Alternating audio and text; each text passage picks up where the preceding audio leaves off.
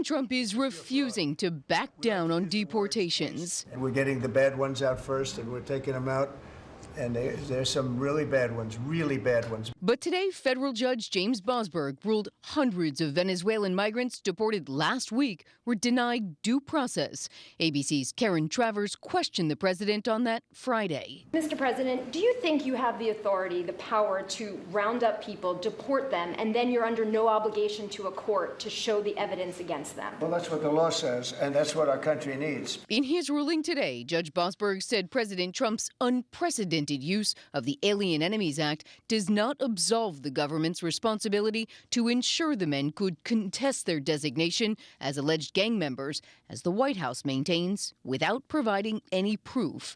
The administration moved ahead with the deportations despite the judge's initial ruling to immediately turn the planes around. The judge added the men were harmed by their removal to a prison in El Salvador, where they faced torture, beatings, and even death, the judge wrote.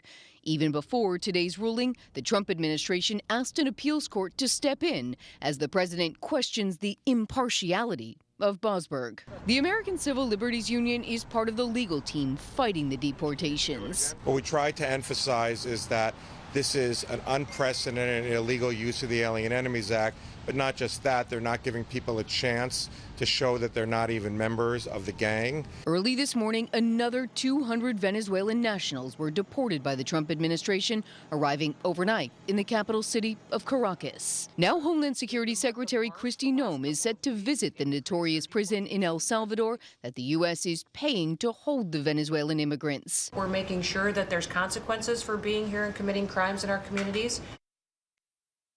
Well, today, as the appeals court heard arguments in President Trump's use of the Alien Enemies Act, two of the judges appeared to agree on one thing. The president's actions have brought the court into, quote, unprecedented territory.